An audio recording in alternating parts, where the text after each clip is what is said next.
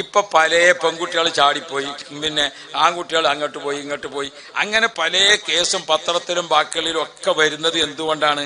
നമ്മളെ വീട്ടില് ഇബിലീസിന് താമസിക്കാൻ സ്ഥലം കിട്ടുന്നുണ്ട്. അതുകൊണ്ടാണ്. പഴയ കാലത്ത് ഇബിലീസിന് വീട്ടിൽ കടക്കാൻ പറ്റില്ല. എന്തുകൊണ്ട്? വീട്ടിലെ വല്ലിപ്പ മൂപ്പരുണ്ടാവും കൊലയുമ്പോ തന്നെ ദിക്കറിന്റെ മാലിയും പിടിച്ചാണ് ഇങ്ങനെ കുത്തിരിക്കണം. ഇങ്ങനെ അപ്പുറത്തേക്കാണ് കടന്ന അവിടെ ഉണ്ടാവും ആര്? വല്യമ്മ. വല്യമ്മ കാണിച്ചാൽ മുസാഹിബ് കയ്യെന്ന് വെച്ച നേരല്ല, വല്യമ്മ അത് ഓതിക്കൊണ്ട് കുത്തിരിക്കണം.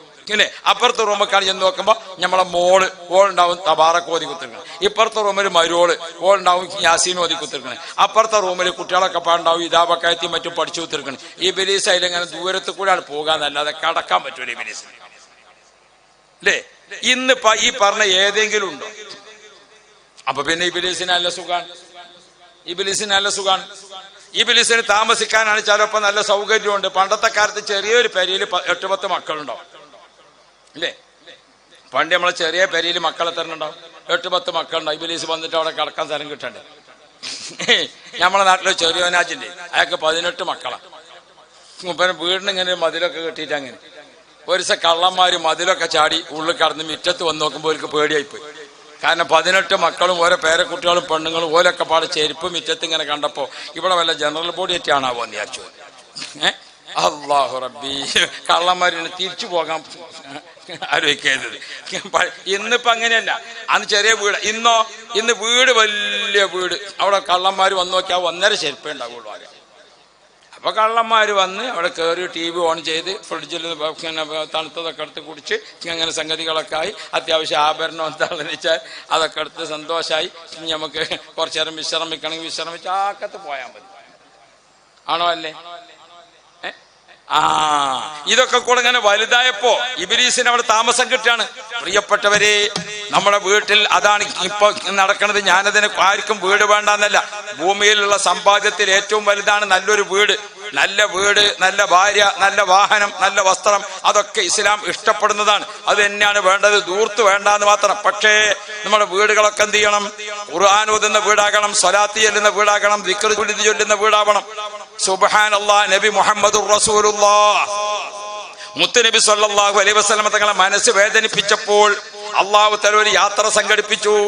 അണ്ണങ്ങള് ബൈത്തുൽ മുഖദ്ദസ് വരെ യാത്ര. ബൈത്തുൽ മുഖദ്ദസിൽ ചെന്ന് നോക്കുമ്പോൾ എല്ലാ അമ്പിയാക്കളെയും കൂട്ടിയിട്ട് റസൂലുള്ളാഹി തങ്ങൾ നിസ്കരിച്ചു. നിസ്കാരം കഴിഞ്ഞ് എല്ലാ അമ്പിയാക്കൾക്കും അന സയ്യിദു വൽദി ആദം സന്തതികൾക്ക് മുഴുവനും നേതാവായി മുഹമ്മദ് മുസ്തഫ. എല്ലാ അമ്പിയാക്കളും സന്തോഷകരമായി നബി തങ്ങളെ സ്വീകരിച്ചു. അത് കഴിഞ്ഞ് റസൂലുള്ളാഹി തങ്ങൾ പള്ളിയിൽ നിന്ന് പുറത്തേക്ക് ഇറങ്ങിയപ്പോൾ ഒരു ലിഫ്റ്റ് ഉണ്ട് അവിടെ. എന്താ അതിന് പറയാ? നിങ്ങളെ കയറി പോണതിന് പറയാം ലിഫ്റ്റ് എന്നല്ലേ? ഇപ്പൊ നമ്മളിവിടെ ലിഫ്റ്റ് കിട്ടണമെങ്കിൽ എവിടെ പോകണം? നമ്മളവിടെ ആസ്പത്രിയിലൊക്കെ ചെന്നാക്കാണ് ലിഫ്റ്റ്. എല്ലാ വീടുകളിലും ഇല്ലല്ലോ. അല്ലാഹു റബ്ബി, ദുബായിലുണ്ട് ഏറ്റവും വലിയ ബിൽഡിംഗ്. എന്താ അതിന് പറയാ? ബുർജ് ഖലീഫ അല്ലേ? ആ ബുർജ് ഖലീഫ 100 നിലയുള്ള കെട്ടിടാണ് ബുർജ് ഖലീഫ. അയക്കാണ് കയറി പോകാൻ നമ്മൾ കോണിയെടുത്തുകാണ്ട് പോകേണ്ട കാര്യമുണ്ടോ? അതിന്റെ ബിൽഡിങ്ങിലാണ് കയറി, ലിഫ്റ്റിലാണ് കയറി നിന്നിട്ട് സ്വിച്ച് ഇട്ടാൽ നമുക്ക് എവിടെയാ പോകേണ്ടത്, എത്രയൊക്കെ പോകേണ്ടത് അതുവരെ അവിടെ ചെന്ന് തുറന്ന് അതിങ്ങനെ നമ്മൾ കയറി ഇങ്ങനെ പോകുമ്പോൾ നാടാകെ കണ്ട് ഇങ്ങനെ പോകാം. ബുർജ് ഖലീഫയിലേക്ക് ഇങ്ങനെ കയറി പോണ ആളുകൾക്ക് അങ്ങനെ 1, 2, 10, 20, 30 അങ്ങനെ നമുക്ക് എത്രാമത്തെ നിലയിലാണ് ഇറങ്ങേണ്ടത് അതിമൊന്ന് ഞെക്കുക. അപ്പൊ വാതിൽ തുറയും. കുറച്ചു നേരം അവിടെ നിന്നൊക്കെ ഒന്ന് കണ്ടിട്ട് വീണ്ടും കയറിയിട്ട് ഒരു ഞെക്കലും കൂടി ഞെക്കാൻ മേലേക്ക് പോകും. അങ്ങനെ പോകാം. ഇതിപ്പോ 100 നിലയുള്ള ബിൽഡിങ്ങിൽ ഇവനെങ്ങനെ കയറി പോകാൻ അത് നമുക്ക് ഭൂമിയിൽ സാധ്യമാകുന്നതാണെങ്കിൽ നബി മുഹമ്മദ് മുസ്തഫ അള്ളാഹുവിന്റെ റസൂൽ ബൈത്തുൽ മുഖദ്ദസിന് പുറത്തേക്ക് ഇറങ്ങിയപ്പോ അവിടെ ഉണ്ട് ഒരു ലിഫ്റ്റ്. ആ ലിഫ്റ്റിൽ റസൂലുള്ളാഹി കയറിയപ്പോൾ അതാ അറജൻ നബിയു ഇലസ്സമാ, നബി തങ്ങൾ മുകൾ ഭാഗത്തേക്ക് കയറുകയാണ്. കേറി കേറി കേറി കേറി ഫലമ്മാന അന്നാമൂസു വൽ ഖൽബു ഫീ സഖഫ് അതാഹുൻ നിദായ സയ്യിദർ റസൂലി ലാ തഖഫ് അനല്ലാഹു മിന്നി ബിത്തഹിയാതി തുബ്ദഉ. അല്ലാഹുവിന്റെ റസൂൽ ഒരു ലിഫ്റ്റിലെത്തി, 1-ാം ആകാശത്തെത്തി, ഒരു സ്വിച്ച് ഓൺ ചെയ്തു. അവിടെയൊക്കെ ഒന്ന് കണ്ടു, അവരൊക്കെ ഒന്ന് സന്തോഷം പറഞ്ഞ് അടുത്ത ലിഫ്റ്റിലേക്ക് ലിഫ്റ്റ് മേലോട്ട് പോയി 7 ആകാശം കഴിഞ്ഞു, ബൈത്തുൽ മഅമൂർ കഴിഞ്ഞു, സിദ്റത്തുൽ മുൻതഹ കഴിഞ്ഞു. ഇനി അല്ലാഹുവിന്റെ ഹദീറത്തുൽ ഖുദ്സിലെത്തിയിട്ട് ഹബീബുൻ വ മഹബൂബുൻ വ മാ സമ്മ സാലിസു. ഭൂമി തങ്ങളെ കൈയൊഴിച്ചോ, ആളുകൾ കല്ലെറിഞ്ഞോ, ആളുകൾ കൂക്കി വിളിച്ചോ, ആളുകൾ തങ്ങളെ ഭ്രാന്തനാക്കിയോ? വിഷമിക്കണ്ട, ഇതെല്ലാം തങ്ങളെ കൂടെയുണ്ട്. അള്ളാഹു റസൂലിനെ അങ്ങേയറ്റം സന്തോഷിപ്പിച്ചു. കണ്ട നിങ്ങൾ, നബി തങ്ങളെ മനസ്സ് വേദനിക്കുന്നിടത്ത് ആശ്വസിപ്പിക്കാൻ അല്ലാഹു ജല്ല ജലാലു. ഇതേപോലെ നബി സല്ലല്ലാഹു അലൈഹി വസല്ലം തങ്ങൾക്ക് വലിയ വേദന ഉണ്ടായ ഒരു രംഗമാണ് ഏത്? നബി സല്ലല്ലാഹു അലൈഹി വസല്ലം തങ്ങളെ മകൻ മരിച്ചപ്പോൾ വാലറ്റ് പോയ ആളാണ് എന്ന് ആക്ഷേപം പറഞ്ഞുകൊണ്ട് മനസ്സ് കുത്തി വേദനിപ്പിച്ചു. അപ്പൊ അല്ലാഹു തആല അതിന് ആശ്വാസം കൊടുത്തു. ഇന്നാ അഅ്തൈനാകൽ കൗസർ. നബിയെ, തങ്ങളെ അവര് കുടുംബം അറ്റുപോയവനെന്ന് ആക്ഷേപിച്ചോ, എന്നാൽ തങ്ങൾക്ക് നാം കൗസർ തരാം. കൗസർ, ഇന്നാ അഅ്തൈനാകൽ കൗസർ, നിങ്ങൾക്ക് ഞാൻ കൗസർ തന്നിരിക്കുന്നു. എന്താണ് കൗസർ എന്ന് പറഞ്ഞാൽ? കൗസർ എന്ന് പറഞ്ഞാൽ വിശാലമായ അർത്ഥത്തിൽ ഖൈറുൻ കസീർ. ഖൈറുൻ കസീർ, എന്തൊക്കെ ഖൈറാണ് ഒരാൾക്ക് വേണ്ടത് അതൊക്കെ നബിയെ തങ്ങൾക്ക് ആ ഖൈറുൻ കസീറിൽ നമ്മൾ ആഗ്രഹിക്കുന്നത് ഏറ്റവും പ്രധാനപ്പെട്ടത് പടച്ചോനെ ഒരു കുട്ടിനെ കിട്ടിയാൽ മതിയേ അല്ലേ? ഒരു കുട്ടിക്ക് ആഗ്രഹിക്കാത്തവരുണ്ടോ? പടച്ചോനെ മക്കളില്ലാത്ത മാതാപിതാക്കളോട് ചോദിച്ചു നോക്കണ്ടേ ഓലെ വിഷമറിയാണെങ്കിൽ.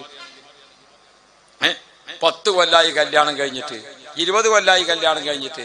ഇപ്പൊ നമ്മൾ യൂട്യൂബ് ചാനലിലൊക്കെ ദിക്ർ ഇങ്ങനെ പറഞ്ഞു കൊടുക്കണ കൂട്ടത്തിൽ ഓരോരുത്തരും ഇങ്ങനെ പറഞ്ഞു കൊടുക്കാണ് കുട്ടികളുണ്ടാകാനുള്ള ദിക്ർ. അത് ഏറ്റെടുക്കാനാണ് അധികം ആളുള്ളത്. കുട്ടികളില്ലാത്തതിന് ചെല്ലണ ദിക്ർ. ഇപ്പം കുട്ടികളുണ്ടാകുമല്ലേ എന്ന് എഴുതിയിട്ട് വായിച്ചാൽ പടച്ചോൻ്റെ എന്ത് കൂലിട്ടുമല്ലേ എന്നുള്ള വിചാരം വളരെ കുറവായിക്കണേ. അപ്പോൾ ഇതൊക്കെ ഇങ്ങനെ ഓരോരോ ആവശ്യത്തിനുള്ള ദിക്റായി മാറുക. ദിക്ർ ചെല്ല, ആവശ്യങ്ങൾ വേറെ പൂർത്തിയായിക്കോളും.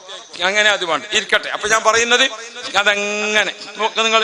സുബ്ഹാന ജല്ല ജലാലു. ഹബീബായ മുഹമ്മദ് മുസ്തഫ മുത്തുനബി സല്ലല്ലാഹു അലൈഹി വസല്ലം തങ്ങൾ പഠിപ്പിച്ചതനുസരിച്ച് നമ്മൾ നോക്ക്.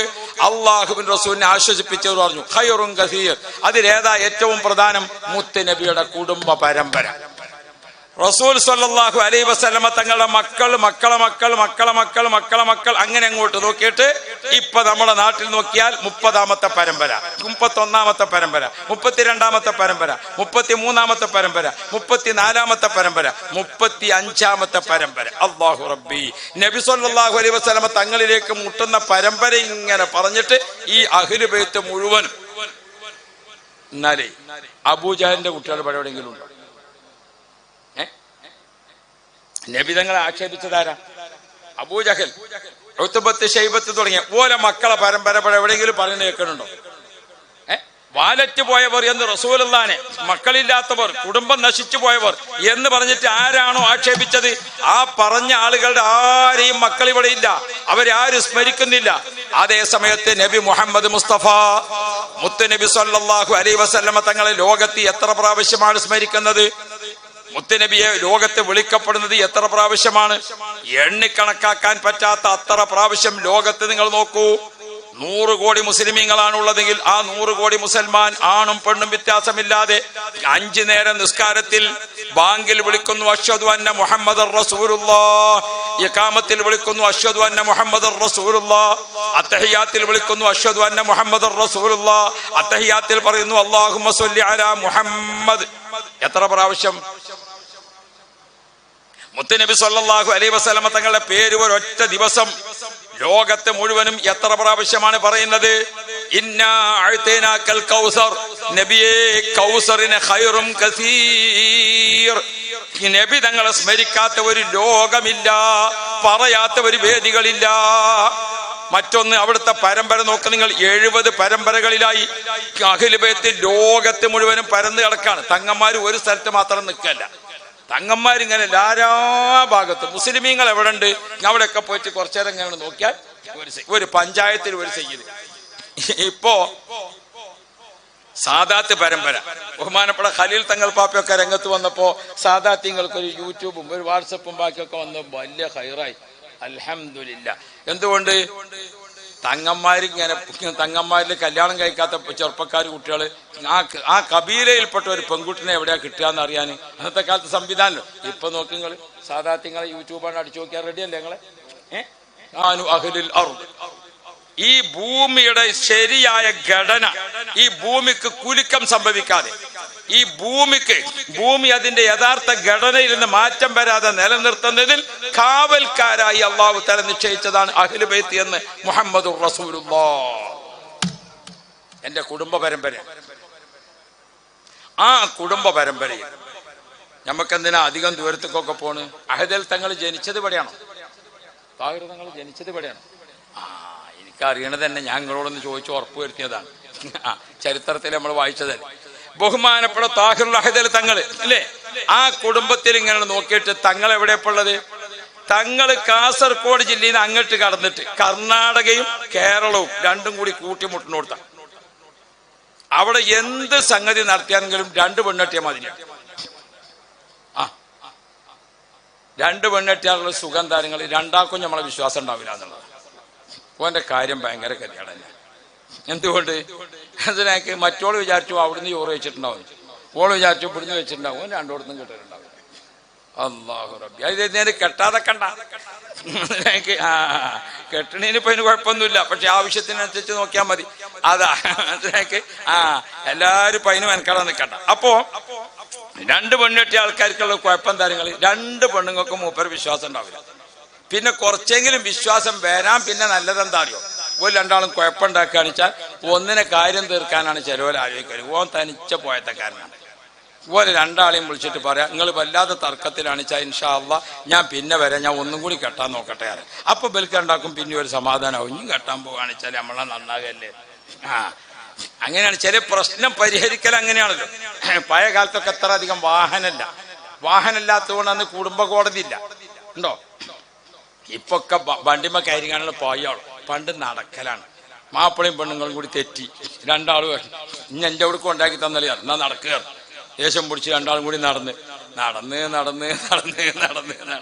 പുഴവക്കത്തെത്തി. പുഴയിലെത്തിക്കാണ്ട് കൂക്കി നോക്കുമ്പോൾ തോണിക്കാരൻ അക്കരെയാണ്. ഓൻ പറഞ്ഞ് കുറച്ച് കഴിഞ്ഞിട്ട് വരാറില്ല. പിന്നെയും കൂക്കി, എന്നിട്ട് ഓനെ കാണാനില്ല. 3 വട്ടം കൂക്കി, അപ്പോഴും കാണാനില്ല. അപ്പൊ ബെൽ രണ്ടാളും കഴിഞ്ഞിങ്ങനെ ഇരിക്കല്ലേ. അപ്പോൾ ഓല് തമ്മിലൊരു ചർച്ച ചെയ്ത് എന്താ അക്കരെ കടന്നിട്ട് കാര്യം അല്ല. അപ്പം മാപ്പിള പെണ്ണുങ്ങളോട് ചോദിച്ചു, എന്താ എൻ്റെ ഈ പോക്ക്, എനിക്കും ഒരു മാപ്പിള വേണ്ടേ ചോദിച്ചു. ഇഞ്ചപ്പം ഞാൻ വേറെ കെട്ടിച്ചോളുന്നു. നിങ്ങളോ ചോദിച്ചു. ഞാൻ വേറെ പെണ്ണെട്ടിക്കോളുന്നു. എന്നാ പിന്നെ ഞാൻ അതിന് നിൽക്കണം, നമുക്ക് ഉണ്ടാക്കുവാനാണ് കൂടിയാൽ പോരാന്ന്. അങ്ങനെ ഒരു 2 ആൾ നാട്ടിൽ തന്നെ തിരിച്ചു പോയി എന്നാണ് ഞാൻ ചരിത്രത്തിലൊക്കെ വായിച്ചത്. അങ്ങനെയാണ്. അപ്പൊ ഞാൻ ഓർമ്മപ്പെടുത്തുന്നത് ഇന്നിപ്പോൾ അതിന് നേരില്ല. അപ്പൊ അതിന് പാലം കടന്ന് അവിടെ എത്തി, ഇങ്ങോട്ട് കടന്ന് ഇവിടെ എത്തി. അതുകൊണ്ട് പിന്നെ അവസാനതൊക്കെ ചെറിയ കേസൊക്കെ കുടുംബ കോടതിക്ക് എത്തുകയാണ്. പണ്ട് കുടുംബ കോടതിക്കൊന്നും പോകാൻ നേരില്ല. നടന്ന് അവിടെ എത്തുമ്പോഴത്തേനൊക്കെ അത് തമ്മിൽ കുഴങ്ങിങ്ങാണ്ട് ഇങ്ങോട്ട് നടക്കണേ. അങ്ങനെയല്ലേ ഇങ്ങോട്ട് നടക്കല. അപ്പൊ നമ്മള് അങ്ങനെയാണല്ലോ പഴയ കാലത്ത്. പക്ഷെ നമ്മളെ ചരിത്രം എന്തായി? പഴയ ചരിത്രം കുറെ നമുക്ക് നഷ്ടപ്പെട്ടു. ചരിത്രം നമ്മൾ വായിക്കണില്ല, ഉണ്ടോ? ചരിത്രങ്ങളൊക്കെ നമ്മൾ പഠിക്കണമില്ല. പിന്നെ നമുക്ക് വികരമായ ചരിത്രം കിട്ടി. അതൊക്കെ വായിച്ചു നോക്കുമ്പോൾ പിന്നെ എങ്ങനെ? ടിപ്പു സുൽത്താനെ പറ്റിയുള്ള ചരിത്രമൊക്കെ വായിച്ചു നോക്കിയാൽ എങ്ങനെ? പണ്ട് നമ്മളോട് ചായക്കച്ചവടക്കാരുണ്ട്, അയാൾ 2 ദിവസം ആസ്പത്രിയിൽ അഡ്മിറ്റായി. അപ്പൊ മകനോട് പറഞ്ഞു, ഇജ്ജ് പീഡ നടത്തണം, അടച്ചിടരുതിട്ടോ. അപ്പൊ മകൻ നടത്തി കച്ചവടം. 3 ദിവസം ഓൻ കച്ചവടം നടത്തി. 4ാമത്തെ ദിവസം ബാപ്പ ആസ്പത്രിയൊക്കെ കഴിഞ്ഞ് പെരിയിൽ വന്ന് നോക്കുമ്പോൾ, പീടിയിലേക്ക് പിറ്റേന്ന് വന്ന് നോക്കുമ്പോൾ കച്ചവടം നല്ലോണം നടന്നിക്കണം. എല്ലാം ചെലവായിക്കണം. പുട്ടി ചെലവായിക്കണം, പൊറാട്ട ചെലവായിക്കണം, പത്തിരി ചെലവായിക്കണം, പഴം ചെലവായിക്കണം, ഒക്കെ ചെലവായിക്കണം. മേശയിൽ നോക്കുമ്പോൾ പൈസ അല്ല. പക്ഷെ ഒരു കാര്യമുണ്ട്, കണക്കുണ്ട്. അപ്പൊ കണക്കൊന്ന് നോക്കുമ്പോ എങ്ങനെയാ കണക്ക് കാര്യങ്ങൾ? ഒരു ചായ 2 പഴം, ഒരു ചായ 2 പുട്ട്, ഒരു ചായ 1 പൊറാട്ട. ചെലവായതൊക്കെ ഉണ്ട്. ആരാ ചായയും പൊറാട്ടയും കുടിച്ചത്, ആരാ പഴം തിന്നത്, ആരാ പുട്ട് വാങ്ങിയത്, അത് മാത്രമേ ഇല്ലാത്തുള്ളൂ. നിങ്ങൾക്ക് കണക്കൊക്കെ ഉണ്ട്. ചെലവായ സാധനത്തിന്റെ കണക്കാണിത്, ആരെന്നുള്ളതില്ല. ഇങ്ങനത്തെ ചരിത്രമാണ് നമുക്ക് പുതിയതായിട്ട് വായിക്കാം. ഇവരൊക്കെ പാടെ കൂടി ടിപ്പു സുൽത്താന്റെ ചരിത്രം, ബാക്കിയുള്ള ചരിത്രമൊക്കെ വായിച്ചു നോക്കിയാൽ വികരമായ ചരിത്രമേ കിട്ടുന്നുള്ളൂ. അതുകൊണ്ട് നാം നമ്മുടെ ചരിത്ര പാരമ്പര്യം നല്ലപോലെ വായിച്ച് പഠിച്ചെങ്കിലേ ആരായിരുന്നു ഇന്ത്യയിലെ മുസ്ലിമീങ്ങൾ, എന്തായിരുന്നു ഇന്ത്യൻ മുസ്ലിങ്ങളുടെ പാരമ്പര്യം, ഇന്ത്യൻ മുസ്ലിങ്ങൾ ഈ രാഷ്ട്രത്തിന് ചെയ്തിരിക്കുന്ന സേവനങ്ങൾ എന്തൊക്കെയാണ്, അത് നമ്മൾ അറിയണം ശരിക്കും. എന്നിട്ട് വേണം മറ്റുള്ളവർക്ക് പകർത്തി കൊടുക്കണമെങ്കിൽ. അള്ളാഹുവിനെ ഇസ്സത്ത് നൽകണേ അള്ളാഹ്. അപ്പൊ ഞാൻ പറഞ്ഞു വന്നത്, ഹബീബായ റസൂലുള്ളാഹി തങ്ങളെ ചരിത്രം നോക്ക് നിങ്ങൾ. മുത്തുനബിയുടെ പരമ്പര ഇങ്ങനെ പകർന്നു കിടക്കാൻ പല സ്ഥലത്തും, എല്ലാ സ്ഥലത്തും. നബി തങ്ങൾ വാലറ്റ് പോയതാണ്, കുടുംബമില്ലാത്ത ആളാണ്, ബറക്കത്തില്ലാത്ത ആളാണ് എന്ന് അന്ന് ആക്ഷേപം പറഞ്ഞപ്പോൾ ഖിയാമത്ത് വരെ മുത്തുനബിയുടെ കുടുംബ പരമ്പരയെ അല്ലാഹു തആല ഭൂമിയിൽ നിലനിർത്തുന്നത് കണ്ടോ? അഹ്ലു ബൈത്ത് ഒരിക്കലും ഒരു സ്ഥലത്ത് താമസിക്കുകയല്ല. നമ്മുടെ നാട്ടിലേക്ക് സയ്യിദന്മാർ വരുന്നു, ഹദറമൗത്തിൽ നിന്ന് വരുന്നു, യമനിലെ തെരീമിൽ നിന്ന് വരുന്നു, ബുഖാറയിൽ നിന്ന് വരുന്നു, ധാരാളം സാദാത്യങ്ങൾ കേരളത്തിൽ 20-ലധികം കബീല പ്രഗത്ഭമായത് കേരളത്തിലുണ്ട്. ബഹുമാനപ്പെട്ട അഹദൽ തങ്ങൾ കണ്ട നിങ്ങൾ, കാസർഗോഡ് ജില്ലയിൽ പൊതുവെ കുറച്ച് പണക്കാര ജില്ലയാണ്. പഴയ കാലത്ത് തന്നെ ഏറ്റവും കൂടുതൽ മോട്ടോർ വാഹനങ്ങളുള്ള ജില്ലയാണ് കാസർഗോഡ്. ആ കാസർഗോഡ് ജില്ലയില് സയ്യിദന്മാരെ കിട്ടിയാൽ അത് ആലിമായ സയ്യിദും കൂടിയാണെങ്കിൽ എല്ലാ സൗകര്യവും അവർ ചെയ്തു കൊടുക്കും. നമ്മളെ നിലമ്പൂരും കൂളിമാടും ഒന്നും മാതിരിയല്ല. ഒരു സയ്യിദിനെ കിട്ടിയാൽ അവർ എല്ലാ സൗകര്യവും ചെയ്തു കൊടുക്കും. അപ്പൊ കാസർഗോട്ടേക്ക് തങ്ങൾക്കാണ് ചെന്നാൽ അവിടെ എല്ലാ സൗകര്യങ്ങളും ഉണ്ട്. പക്ഷേ അതൊന്നും തങ്ങൾ സ്വീകരിച്ചില്ല. തങ്ങൾ കാസർഗോഡ് പോയിട്ട് ഇങ്ങനെ തെരഞ്ഞു, ഏറ്റവും പാവപ്പെട്ട ആളുകൾ എവിടെയാണ് താമസിക്കുന്നത്, പട്ടിണി കിടക്കുന്ന ആളുകൾ എവിടെയാ താമസിക്കുന്നത്, വിദ്യാഭ്യാസമില്ലാതെ കഷ്ടപ്പെടുന്നവർ എവിടെയാ താമസിക്കുന്നത്, പള്ളിയില്ലാതെ വിഷമിക്കുന്നവർ എവിടെയാ താമസിക്കുന്നത്, മദ്രസ ഇല്ലാതെ കഷ്ടപ്പെടുന്നവർ എവിടെയാ താമസിക്കുന്നത്, മൗത്തായി കിടക്കുന്ന ഒരു സാധനത്തെ ഹയാത്താക്കുക, ദീനി വിദ്യാഭ്യാസം ലഭിക്കാതെ സുജൂദ് ചെയ്യാൻ ഇടമില്ലാതെ കഷ്ടപ്പെട്ട് കണ്ണീർ കയത്തിൽ കഴിയുന്നത്. അപ്പോഴാണ് ബഹുമാനപ്പെട്ടവർ കാസർഗോഡ് ജില്ലയിലെ പുത്തിക പഞ്ചായത്തിൽ എത്തുന്നത്. പുത്തിക പഞ്ചായത്ത് എന്ന് പറഞ്ഞാൽ ഇപ്പൊ നമുക്കൊക്കെ അറിയും, മറ്റേ എൻജോസൽഫാൻ കേസ് ഉണ്ടായില്ലേ, കശുവണ്ടിക്ക് മറ്റേതടിച്ചിട്ട്, അതാ ആ പ്രദേശത്താണ് ബഹുമാനപ്പെട്ടവർ എത്തിപ്പെടുന്നത്. അവിടുന്ന് കുറച്ച് അങ്ങോട്ട് പോയാൽ കർണാടക, ഇങ്ങോട്ട് നീങ്ങിയാൽ ഏതുമായി കേരളം. എന്ത് സംഗതി, ഒരു മൈക്ക പെർമിറ്റ് കിട്ടണമെങ്കിൽ 2 കൊടുത്ത് കൊടുക്കണം. അതാ ഞാൻ 2 മുന്നേറ്റമായിരി എന്ന് പറഞ്ഞത്. അവിടെ പരിപാടി നടത്തണമെങ്കിൽ എന്ത് ചെയ്യണം, അപ്പുറത്ത് കർണാടക പോലീസ് സ്റ്റേഷനിൽ കൊടുത്തിട്ട് അവിടുന്ന് പാസ്സാകണം, കേരള ഇവിടെ കൊടുത്തിട്ട് ഇവിടെയും പാസ്സാകണം. ഒരു നോട്ടീസ് അടിച്ചാൽ 2 ഭാഷയിലും എഴുതണം. 2 ഭാഷയിലും എഴുതണം. കർണാടക ഭാഷ ഉണ്ടെങ്കിൽ ജിലേബി മാതിരിയാണ്, ഇങ്ങോട്ട് ഇങ്ങനെ വളഞ്ഞു തിരിഞ്ഞാലും കൂടി അങ്ങനെ അതിലും വേണം എഴുതുക, മറ്റേ മലയാളത്തിലുമാണ് എഴുതുക. ഏത് നോട്ടീസ് അടിക്കണമെങ്കിലും ഒരു ഭാഗത്ത് കന്നഡ, ഒരു ഭാഗത്ത് മലയാളം, ഇങ്ങനെ എല്ലാം 2 വേണം. 2 പെണ്ണുങ്ങളുടെ ഇടയിൽ നീതി കാണിക്കണം എന്ന് പറഞ്ഞില്ലേ റസൂലുള്ള എന്ന മാതിരി 2 പെണ്ണുങ്ങളെയും തിരുപ്പതിപ്പെടുത്തിയിട്ടല്ലാതെ അതിൻ്റെ തന്നെ കഷ്ടപ്പാട് നിങ്ങൾക്ക് അറിയില്ലേ. നമ്മളൊക്കെ നാട്ടിൽ ഒരു പോലീസ് സ്റ്റേഷനിലോ ഒരു വില്ലേജ് ഓഫീസിലോ ഒരു കടലാസ് കൊടുത്താൽ തന്നെ അതിന് കിട്ടണമെങ്കിൽ പടച്ച തമ്പുരാനെ, വില്ലേജ് ഓഫീസർ, സെക്രട്ടറി അവിടെ ഇല്ലേ, അതിൻ്റെ അപ്പുറത്ത് ക്ലർക്ക്, ആ ക്ലർക്കിന്റെ മേശം വന്ന് ഇങ്ങോട്ട് പിന്നെ സെക്രട്ടറിന്റെ മേശമൊക്കെ അതിന് വരണമെങ്കിൽ എത്ര ദിവസം കഴിയണം എന്ന് നിങ്ങൾ. ഇപ്പോഴത്തെ ഡോക്ടർമാരെത്തി പോയ മാതിരിയാണ്. മൂക്കിന് വേദനയാകുക, വേറൊരാൾക്ക് കണ്ണിനും വേദനയാകും. ഒരു ഡോക്ടറെ എത്തി എന്ന് നോക്കുമ്പോൾ കണ്ണിന്റെ ഡോക്ടർക്ക് മൂക്കിനെ പറ്റി അറിയില്ല, മൂക്കിന്റെ ഡോക്ടർക്ക് കണ്ണിനെ അറിയാം. എത്ര അടുത്ത് അത് രണ്ടും. പക്ഷെ പറഞ്ഞിട്ട് കാര്യമില്ലല്ലോ, അതിന്റെ ആൾക്ക് ഇതാ അറിയില്ല, ഇതിന്റെ ആൾക്ക് അതും അറിയില്ല. അങ്ങനെയുള്ള പഠനമൊക്കെ അങ്ങനെയാണ്. അപ്പൊ ഞാൻ ഓർമ്മപ്പെടുത്തുന്നത് ഇങ്ങനെയുള്ള ഒരു ഓഫീസിലെ രീതിയാണ്. അത് രണ്ട് സ്റ്റേറ്റിന്റെ, 2 ഗവൺമെന്റിന്റെ 2 സ്ഥലത്തുനിന്ന് ഇത് പാസ്സായി കിട്ടണമെങ്കിൽ എന്താ പണി? ഇങ്ങനത്തെ കഷ്ടപ്പെട്ട് അള്ളാന്റെ ദീനിന് വേണ്ടി ത്യാഗം സഹിക്കുക, അള്ളാന്റെ ദീനിന് വേണ്ടി കുറച്ച് ബുദ്ധിമുട്ടടിക്കുക, അള്ളാന്റെ ദീനിന് വേണ്ടി കുറച്ച് വിഷമിക്കുക, അങ്ങനെ കുറച്ച് ത്യാഗം ചെയ്തുകൊണ്ട് ദീനിന് എന്തെങ്കിലും ചെയ്യണം. അതാണ് താഹിറുൽ അഹദൽ തങ്ങൾ തെരഞ്ഞെടുത്തത്. അള്ളാഹു എടുത്ത ദർജ വർദ്ധിപ്പിച്ചു കൊടുക്കണേ അള്ളാഹ്. താഹിർ തങ്ങളെ കാസർഗോഡ് പണക്കാരെ കൂടെ ജീവിക്കുകയല്ല ചെയ്തത്, അവിടെ പോയിട്ട് വലിയ ഗൾഫ് സാധ്യതയുള്ള സ്ഥലത്ത് പോയി കൂടല്ല ചെയ്തത്. അതിനൊക്കെ അവിടെ ഇഷ്ടം പോലെ സ്ഥലങ്ങളുണ്ടായിരുന്നു. അഹ്ലു ബൈത്തിനെ വലിയ ബഹുമാനിക്കുന്ന ജില്ലയാണ് കാസർഗോഡ്. കാസർഗോഡ് മുസ്ലിമീങ്ങൾ അതിൽ വളരെ മിടുക്കന്മാരാണ്. പക്ഷെ അവരൊന്നും തങ്ങൾ പിടുത്തം കൊടുത്തില്ല. തങ്ങൾ നടന്നു. നേരത്തെ ബഹുമാനപ്പെട്ട തരുവണ ഉസ്താദ് അള്ളാഹു അവർക്ക് റഹ്മത്ത് കൊടുക്കട്ടെ, ബഹുമാനപ്പെട്ട MA ഉസ്താദ് അവർക്ക് അള്ളാഹു തആല റഹ്മത്ത് കൊടുക്കട്ടെ, അവർ 2 പേരും മദ്രസ വിദ്യാഭ്യാസ ബോർഡിന്റെ പ്രവർത്തനവുമായി അക്കാലത്ത് 1950-കൾക്ക് ശേഷം നമ്മുടെ രാജ്യത്ത് ഈ വിഷയങ്ങളൊക്കെ ഇങ്ങനെ വന്നപ്പോൾ മദ്രസ പ്രസ്ഥാനത്തിന് വേണ്ടി മദ്രസ ഉണ്ടാക്കാൻ അവർ 2 പേരും സഞ്ചരിച്ച് നടന്ന് കുഴങ്ങിയിട്ട് സുബ്ഹാന ജല്ല ജലാലു 2 ആൾക്കും ഒരു വെള്ളം കുടിക്കാൻ ഗതിയില്ലാതായി. അപ്പൊ നോക്കുമ്പോൾ ഒരു കശുമാവിൻ കൂട്ടത്തിന്റെ ഉള്ളില് ചെറിയൊരു ചായക്കട ഉണ്ട്. ആ ചായക്കടയിൽ കയറിയാൽ ചായ കുടിക്കാണിച്ചാൽ കടിക്ക് പൈസ ഇല്ല, കടി എടുക്കാണിച്ചാൽ ചായക്ക് പൈസ ഇല്ല. അത്ര കഷ്ടപ്പെടും. ഈ കഷ്ടപ്പാടുകളൊക്കെ അവരിൽ നിന്ന് ചരിത്രം പഠിച്ച ആളാണ് ആര്? ബഹുമാനപ്പെട്ട താഹിർ തങ്ങൾ. അപ്പൊ മൂപ്പര് ആ കഷ്ടപ്പാടുള്ള നാട് പോയി നോക്കി. അതിലൊക്കെ നടന്നു തങ്ങൾ. ആ പ്രദേശത്ത് കൂടെ നടന്നു. കല്ല് നിറഞ്ഞ പ്രദേശം, മലകൾ നിറഞ്ഞ പ്രദേശം, കശുമാവിൻ തോട്ടം നിറഞ്ഞ പ്രദേശം, വന്യമൃഗങ്ങൾ നിറഞ്ഞ പ്രദേശം. ബഹുമാനപ്പെട്ട തരുവണ ഉസ്താദ് എന്നോട് പറഞ്ഞിട്ടുണ്ട്, തരുവണ ഉസ്താദ് ആ നാട്ടിൽ കൂടെ മദ്രസന്റെ സ്ഥാപനത്തിന് വേണ്ടി പോകുമ്പോ ഒരു സ്ഥലത്ത് നടന്ന് വൈകുന്നേരം ഇരുട്ടായി തുടങ്ങി. അപ്പൊ ഒരു പറങ്കുച്ചി തോട്ടത്തിൽ കൂടെ കശുമാവും തോട്ടത്തിൽ കൂടെ ഇങ്ങനെ നടന്നു പോകുമ്പോൾ ചെന്നായക്കൾ ഓടി വന്നു. ബഹുമാനപ്പെട്ട തരുവണ ഉസ്താദ് പറയാണ്, ആ ചെന്നായ ഇങ്ങനെ വന്നപ്പോൾ പാങ്ങിൽ അഹമ്മദ് കുട്ടി മുസ്ലിയാർ പാങ്ങിൽക്കാരനിൽ നിന്ന് ഞാൻ ഹസ്ബി അള്ളാഹുവിന്റെ ഇജാസത്ത് വാങ്ങിയിരുന്നു. ഹസ്ബി അള്ളാഹുവിന്റെ ഇജാസത്ത് ഞാൻ ആരോടാ വാങ്ങിയത്? പാങ്ങുകാരനോടാണ് വാങ്ങിയത്. പാങ്ങുകാരനോട് വാങ്ങിയ ഹസ്ബി അള്ളാഹുവിന്റെ ഇജാസത്ത് എനിക്കുള്ളത് കൊണ്ട് ഞാൻ പേടിച്ചില്ല, ഞാൻ ചെന്നായിലേക്ക് തിരിഞ്ഞു നോക്കിയില്ല.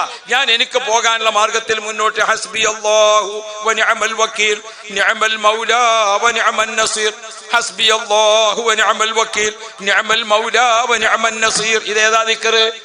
സിദ്ദീഖ് റളിയല്ലാഹു അൻഹു നബി സല്ലല്ലാഹു അലൈഹി വസല്ലം തങ്ങളും വാറ് സൗറിലിരിക്കുകയാണ്. വസ്ദഖു ഫിൽ ഗാരി വസ്ദീഖു ലം യരിമ വഹും യഖൂലൂന മാ ഫിൽ ഗാരി മിൻ അരിമി മൗലായ സ്വല്ലി വസ.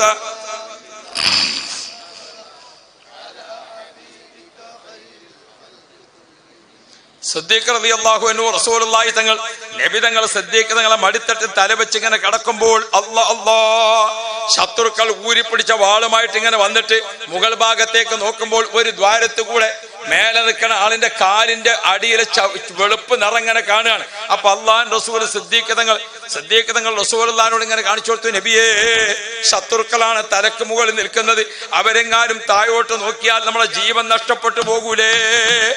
ആ സമയത്ത് റസൂലുള്ളാഹി തങ്ങൾ സിദ്ദീഖിനോട് ചോദിച്ചു, സിദ്ദീഖേ, നിങ്ങൾ എന്താണ് വിചാരിക്കുന്നത്?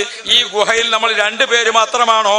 നമ്മുടെ കൂടെ അല്ലാഹു ഇല്ലേ എന്ന് പറഞ്ഞുകൊണ്ട് സിദ്ദീഖ് തങ്ങൾക്ക് അള്ളാഹുവിന്റെ റസൂൽ ചൊല്ലിക്കൊടുത്താണ് ഹസ്ബുനല്ലാഹു വ നിഅമൽ വക്കീൽ നിഅമൽ മൗലാ വ നിഅമൻ നസീർ. ഏകാന്തതയുടെ കൂരിരുട്ടിൽ ആര് ഏത് വന്യമൃഗങ്ങളായാലും ഏത് കൊള്ളസംഘമായാലും അവരിൽ നിന്നൊക്കെ കാവൽ കിട്ടാൻ അല്ലാഹു തആല പഠിപ്പിച്ചിരിക്കുന്നതാണ് ഹസ്ബി അല്ലാഹു വ നിഅമൽ വക്കീൽ. തരുവണ ഉസ്താദ് പറയാണ്, ഞാൻ അതും ചൊല്ലിയിട്ടാണ് നടന്നത്. ചെന്നായ എന്റെ ബാക്കിലുള്ളത് ഞാൻ തിരിഞ്ഞു നോക്കിയില്ല. അങ്ങനത്തെ ചരിത്രമുള്ള സ്ഥലത്താണ് ആര് പോയത്? താഹിറുൽ ഹജർ തങ്ങൾ പോയത്. മൂപ്പർക്കൂടെ കൂളിമാട് നിന്നാൽ, കോഴിക്കോട് നിന്നാൽ, മലപ്പുറത്ത് നിന്നാൽ, കാസർഗോഡിന്റെ പട്ടണത്തിൽ പോയിട്ട് അവിടെ നിന്നാൽ എത്ര സുഖകരമായിട്ട് നിൽക്കാമായിരുന്നു. ഞാൻ ആ സ്ഥലങ്ങളൊക്കെ പോയിട്ടുണ്ട്. ബഹുമാനപ്പെട്ട താഹിറുൽ ഹജർ തങ്ങളുടെ എത്രാമത്തെ ഉറൂസാണ്? 16 അല്ലേ? 16ാമത്തെ ഉറൂസാണ്. അത് 2 കൊല്ലം എന്തായി? 2 കൊല്ലം കൊറോണയായിട്ട് വിപുലമായിട്ട് നടക്കാൻ പറ്റാതെ 12 ഉറൂസിനും ഞാൻ അവിടെ മുഹിമ്മാത്തിൽ പോയിട്ടുണ്ട്. 12ഓ 14ഓ ഉറൂസിന് പോയിട്ടുണ്ട്. ഇപ്പൊ ഈ പ്രാവശ്യത്തെയും കഴിഞ്ഞ 2 ദിവസം മുമ്പ് പോയി. സുബ്ഹാനല്ലാഹ്. അപ്പൊ തങ്ങൾ അവിടെ പോയി. എന്തിന്? ത്യാഗം ചെയ്ത് അവിടെ ഇസ്ലാമിനെ ഹയാത്താക്കുക, അവിടെ മുസ്ലിമീങ്ങൾ ഹയാത്താക്കുക. ബഹുമാനപ്പെട്ട തങ്ങൾ അവർകൾ അവിടെ പോയിട്ട് മമ്പാടാണ് തങ്ങൾ വളർന്നത്. അവിടെ തങ്ങൾ പാപ്പ പഠിച്ച മദ്രസന്റെ, ആ മദ്രസന്റെ പേരെന്താ? മുഹിമ്മാത്തുൽ ഇസ്ലാം എന്നാണ് ആ മദ്രസന്റെ പേര്. ഇപ്പോഴും ആ മദ്രസ അവിടെ ഉണ്ട്. ആ ബോർഡും അവിടെ പോയാൽ കാണാം, മുഹിമ്മാത്തുൽ ഇസ്ലാം. ഈ തങ്ങൾ പാപ്പ കല്യാണം കഴിച്ചതിന്റെ അപ്പുറത്ത് മുഹിമ്മാത്തുൽ ഇസ്ലാം. ആ ബഹുമാനപ്പെട്ട തങ്ങളവറുകളെ 1ാം ക്ലാസ്സിൽ അഊദും ബിസ്മി ഓതിക്കൊടുത്ത ആ മൊല്ലാക്കാന്റെ, ആ ഉസ്താദിന്റെ, ആ മദ്രസന്റെ ആ സ്മരണ നിലനിർത്തിക്കൊണ്ട് തങ്ങൾ പാപ്പ അവിടെ പോയി ത്യാഗം ചെയ്ത് അവിടെ ഒരു കൊച്ചു സ്ഥാപനത്തിന് തീരുമാനിച്ചു. അതിന് പേരിട്ടു മുഹിമ്മാത്തുൽ ഇസ്ലാം. അങ്ങനെയാണ് മുഹിമ്മാത്ത്. ഇന്ന് ആ മുഹിമ്മാത്ത് തങ്ങളെ കൈകൊണ്ട് സ്ഥാപിച്ചിരിക്കുന്ന മുഹിമ്മാത്ത് അത് തങ്ങളെ കാലത്ത് തന്നെ അത് വളർന്നു. 10 ഏക്കർ ഭൂമിയായി വളർന്നു. സുബ്ഹാനല്ലാഹ്. മിനിഞ്ഞാന്ന് ഞാൻ അവിടെ ചെല്ലുമ്പോൾ അവിടുത്തെ അഹ്സനിയും അതുപോലെ തന്നെ BS ഉസ്താദും അവരൊക്കെ പറഞ്ഞു, ഉസ്താദെ, നിങ്ങളെ വയലിൽ ഒരു കാര്യം പറയണം. എന്താണാവോ എന്ന് ചോദിച്ചു. 20 ഏക്കർ സ്ഥലം ഇതിനോട് ചേർന്ന് നമ്മൾ വാങ്ങിയിട്ടുണ്ട്.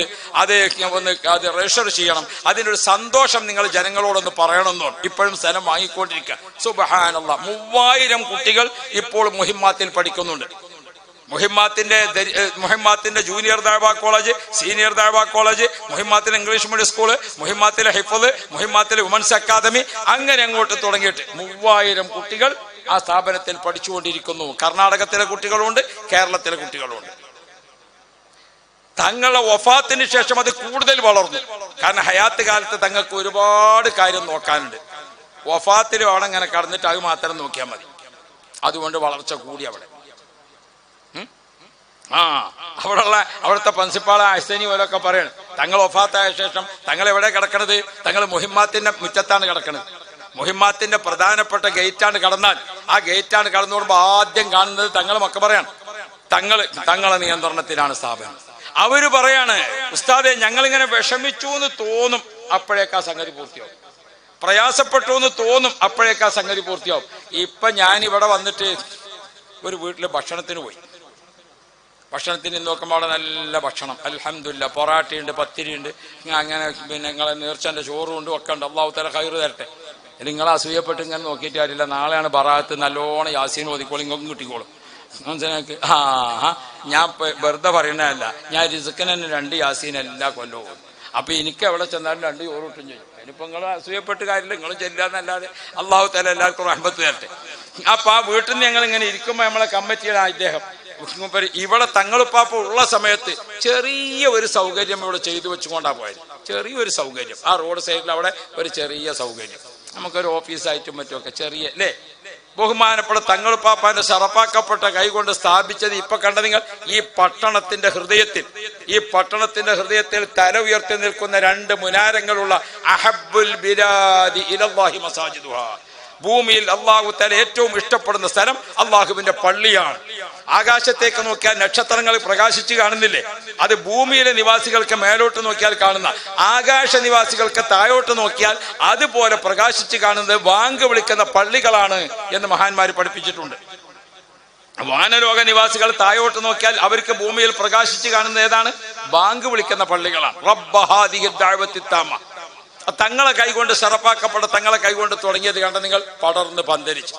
ആ പള്ളിയുടെയും മദ്രസയുടെയും നടത്തിപ്പ്, അതിങ്ങനെ നടത്തിപ്പിന് പോകുമ്പോൾ ഇവരും പറഞ്ഞു നേരത്തെ കുടുങ്ങിയെന്ന് തോന്നും, പക്ഷെ അതെങ്ങനെ അറിയില്ല. അതാണ് സന്തോഷമായിട്ട് കഴിയും. കുടുങ്ങിയെന്ന് ഇങ്ങനെ തോന്നും, അപ്പോഴേക്ക് അതാണ് കഴിയും. എന്റെ കൂടെ അത് പറയുമ്പോൾ ഒരു തങ്ങളൂട്ടി ഉണ്ടായിരുന്നു. ഈ കൊല്ലം സക്കാഫിയായ നമ്മളൊരു തങ്ങൾ, ആരെ മാഷ മോനാണ്. അല്ലാഹു തആല ഖൈർ തരട്ടെ. ഹബീബായ മുഹമ്മദുർ റസൂലുള്ളാഹ്. അപ്പൊ ഞാൻ ഓർമ്മപ്പെടുത്തുന്നത് തങ്ങളവർകളടക്കം പറഞ്ഞു കുടുങ്ങിയത് തോന്നും. അതാണ് മുഹിമ്മാത്തിൽ ചെന്ന് നോക്കിയാൽ അവിടുത്തെ ആളുകൾ പറയാണ് 20 ഏക്കർ കച്ചവടാക്കാൻ എന്തങ്ങൾക്കുള്ള ധൈര്യം എന്ന് വെച്ച് തങ്ങൾ പാപ്പ അവിടെ കിടക്കണുണ്ടല്ലോ പറഞ്ഞു പോലെ. അതാ ഞാൻ ഓർമ്മപ്പെടുന്നത്. ബഹുമാനപ്പെട്ട തങ്ങളവർകൾ ഉണ്ടാക്കിയിരിക്കുന്ന വിപ്ലവം അത് വിജ്ഞാന വിപ്ലവമാണ്, അറിവിന്റെ വിപ്ലവമാണ് തങ്ങൾ ഉണ്ടാക്കിയത്. എങ്ങനെ അറിവിന്റെ വിപ്ലവം? പാവപ്പെട്ട കുടുംബത്തിലെ കുട്ടികൾ കർണാടകത്തിലെയും കേരളത്തിലെയും പാവപ്പെട്ട കുട്ടികൾ നിറഞ്ഞു നിൽക്കുന്നു. ആ സ്ഥാപനത്തിൽ ഇങ്ങനെ ചെന്ന് നോക്കിയാൽ അത്രയും കുട്ടികൾക്ക് ഖുർആൻ ഹിഫ്ളാക്കുന്ന വിദ്യാഭ്യാസം, തഫ്സീർ പഠിപ്പിക്കുന്നു, ഹദീസ് പഠിപ്പിക്കുന്നു, ഫിഖ് പഠിപ്പിക്കുന്നു, അതുപോലെ തന്നെ താരീഖ് പഠിപ്പിക്കുന്നു, ഉസൂൽ പഠിപ്പിക്കുന്നു, ഉസൂൽ ഫിഖ് പഠിപ്പിക്കുന്നു. എല്ലാം വിജ്ഞാനത്തിന്റെ കേന്ദ്രം. ഹിമമികൾ ആയ ഡിഗ്രി എടുത്തിരിക്കുന്ന പണ്ഡിതന്മാർ കർണാടകത്തിലും കേരളത്തിലും അധിക പേരും പിന്നെ ദഅവത്ത് നടത്തുന്നത് കർണാടകത്തിലാണ്. ആ സ്ഥാപനത്തിൽ നിങ്ങൾ നോക്കൂ, ഓരോ വർഷവും കുട്ടികൾ വർദ്ധിച്ചു വരികയാണ്. സ്ഥാപനമാണെങ്കിലോ അതിങ്ങനെ വളർന്ന് പടർന്ന് എന്തുമാത്രം നല്ല കെട്ടിടങ്ങൾ, എന്തുമാത്രം നല്ല സൗകര്യങ്ങൾ. മുഹിമ്മാത്ത് സ്ഥാപനങ്ങളൊന്ന് പോയി കാണേണ്ടതാണ്. ഈ നാട്ടിലുള്ള സുന്നത്തിയമായത്തിന്റെ കൂട്ടുകാരെല്ലാം കൂടിയിട്ട് ഒരു സിയാറത്ത് സംഘടിപ്പിക്കുക, ഒരു ബസ്സിന് ഒരു ടൂറിസ്റ്റ് ബസ്സാണ് വിളിക്കുക. എന്നിട്ട് എല്ലാവരും കൂടി ഒന്ന് പോവുക, തങ്ങളൊന്ന് സിയാറത്ത് ചെയ്തിട്ട് ആ സ്ഥാപനമൊക്കെ ഒന്ന് കണ്ടിട്ട് പോരുക. നിങ്ങൾക്കും വലിയ മോട്ടിവേഷൻ ആയിരിക്കും, ആ നാട്ടിലെ ആളുകൾക്ക് അവിടുത്തെ സ്ഥാപനക്കാർക്കും വലിയ സന്തോഷമായിരിക്കും. തങ്ങൾ പാപ്പാന്റെ നാട്ടുകാർ വന്നിക്കണെന്ന് പറഞ്ഞാൽ ഓല് നിങ്ങളെ സന്തോഷിപ്പിച്ചിട്ടേ പറഞ്ഞേക്കുള്ളൂ. അവിടുത്തെ ആ സ്ഥാപനം കൈകാര്യം ചെയ്യുന്ന ഉസ്താദുമാരും അവിടുത്തെ കമ്മിറ്റിക്കാരും അവിടെയുള്ള തങ്ങളെ കുടുംബത്തിൽപ്പെട്ട ഇവരുടെയൊക്കെ അനുജൻ തങ്ങളവർകളും ബഹുമാനപ്പെട്ട തായൂർ തങ്ങളെ മക്കളും അവരൊക്കെ നിങ്ങളെ അങ്ങേയറ്റം സൽക്കരിച്ച് സന്തോഷിപ്പിച്ച് നിങ്ങൾക്ക് പോരാൻ തോന്നൂല. അവിടെ പോയാൽ അത്ര സന്തോഷത്തിൽ അവർ സ്വീകരിക്കും. ഒന്ന് കണ്ടുപോരാ അല്ലേ? ഞങ്ങൾ പോയിന് ആരും പറയുന്നില്ല. പോയിനതിനു മുമ്പ് അങ്ങനെ ഒരാൾ 2 ആൾ പോയിട്ടുണ്ടാവും. അപ്പൊ ഇൻഷാ അല്ലാഹു തആല നന്നായി ഒന്ന് പോയി വരാൻ തൗഫീഖ് തരട്ടെ.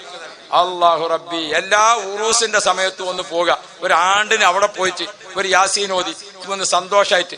ഞാൻ അവിടെ പോയി യാസീൻ ഓതി ദുആ ചെയ്തപ്പോ അവിടുത്തെ പ്രിൻസിപ്പാളുണ്ട് അഹ്സനി, മറ്റു ഉസ്താദന്മാർ, അവരൊക്കെ എല്ലാവരും വന്ന് അവിടുത്തെ അശ്വൻ ഉണ്ടാക്കിയിരിക്കുന്ന ഒരു തവസ്സുൽ ബെയ്ത്തുണ്ട്. ആ തവസ്സുൽ ബെയ്ത്ത് ആ മുത്തഅല്ലിമീങ്ങൾ ഇങ്ങനെ ചൊല്ലിയിട്ട് എന്താ അതിന്റെ ഒരു സൗന്ദര്യം. ആ സൗന്ദര്യത്തിൽ ഇങ്ങനെ ലയിച്ച്, ആ സൗന്ദര്യം ഇങ്ങനെ ലയിച്ചിട്ട് അതിങ്ങനെ ചൊല്ലുമ്പോൾ യാ റബ്ബ് യാ റബ്ബ് യാ റബ്ബ്, അതിന്റെ വരികൾ ചിലതൊക്കെ ആ മനപ്പാടമാക്കിയിരുന്നു. ഇപ്പൊ ചെല്ലാൻ കിട്ടണില്ല. അങ്ങനെയുള്ള ചിലത് അങ്ങനെയാണ്.